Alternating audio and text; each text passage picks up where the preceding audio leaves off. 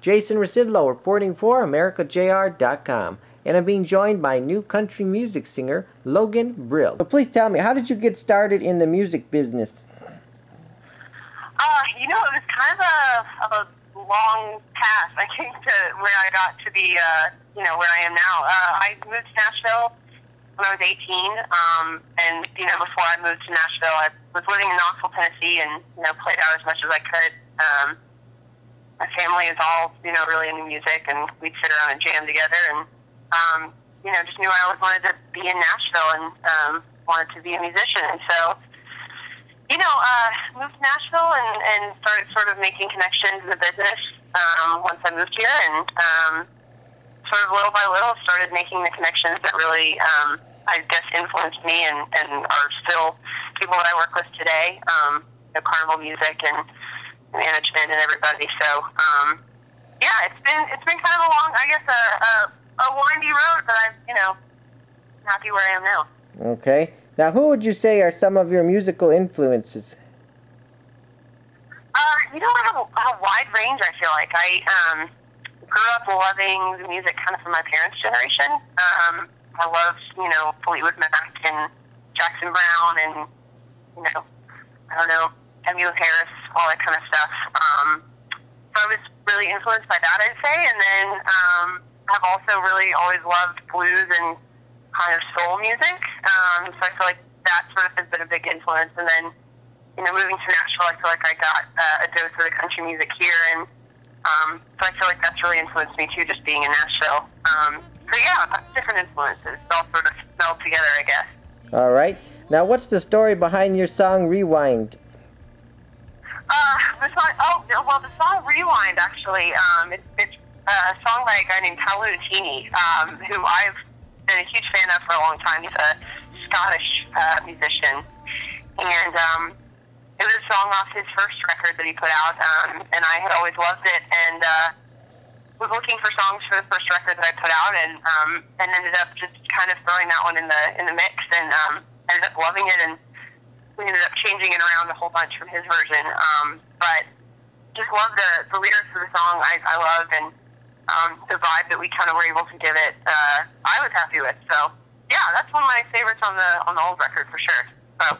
All right. Now I understand your new album will be out on May 19th. Can you tell me a little bit about that one?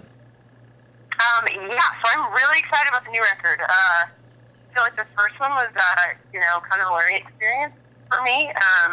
The first record I ever made. So I feel like coming into the second record, I feel like I was a lot more, seasoned and ready to kind of go at it from a different perspective, having been touring with the first record for a while. And, I'm really excited about it. It's got a lot more sort of upbeat stuff on it. It definitely feels to me like a progression for me as an artist. It definitely has a little bit more of sort of the rock kind of country stuff going on in the first record. But I've been working on it for about a year now, and it's always really exciting to have it done so I can actually put it out in the world. So I'm really, really excited to share it with everybody. Very good. Now, do you happen to know the first single off of that new album? We haven't decided yet which the single's going to be. The album is obviously named after the song on the album called Shut Eye. So we've considered that one, I think, but we haven't made a decision exactly on which single we're going to use yet. All right. Now, coming up in about a month from now, you're going to be performing at the Stagecoach Country Music Festival in Indio, California. It must be pretty exciting for you.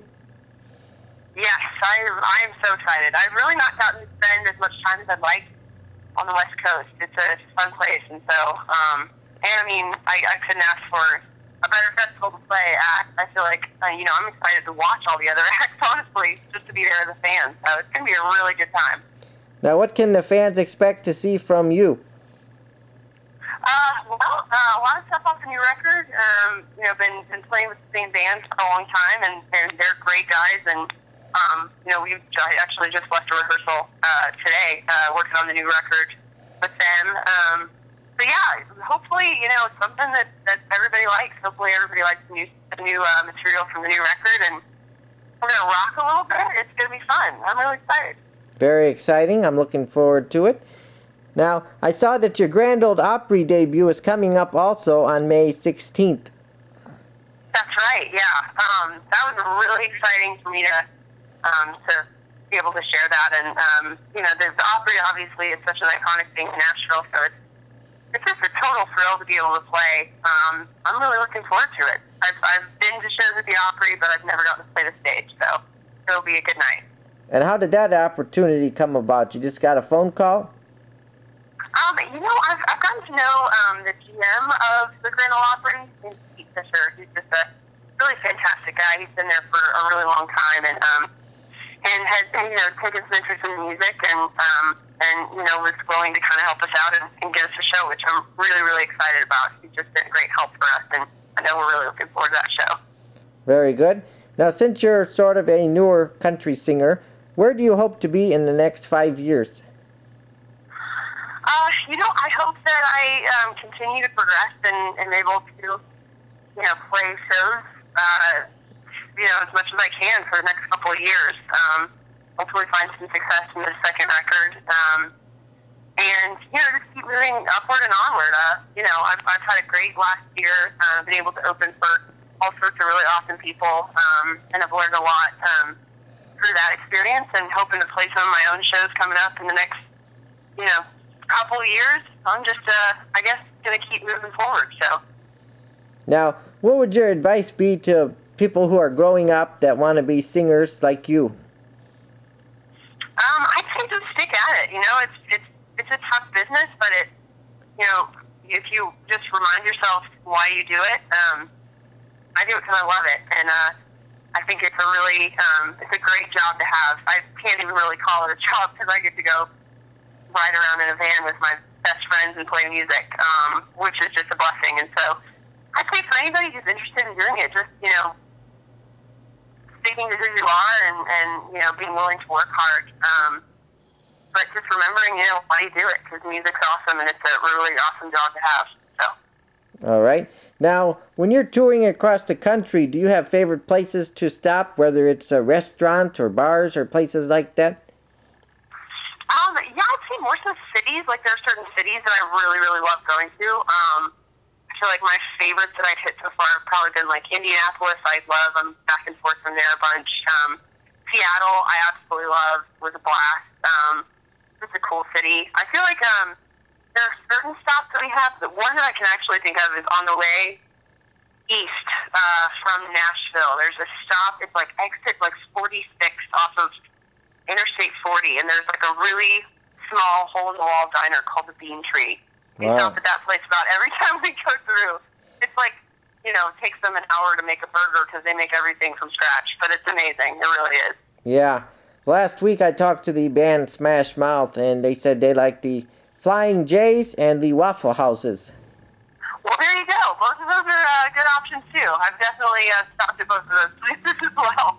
So. All right. Do you have any other final comments here before we wrap up? Not that I can think of. I feel like you asked a lot of great questions, so thanks for talking to me. All right, thanks so much. So we look forward to your show on April 26th at the Stagecoach Country Music Festival in Indio, California. Thanks so much for talking with me today. All right, thanks so much. Have a good one. You too. Bye-bye. All right, bye.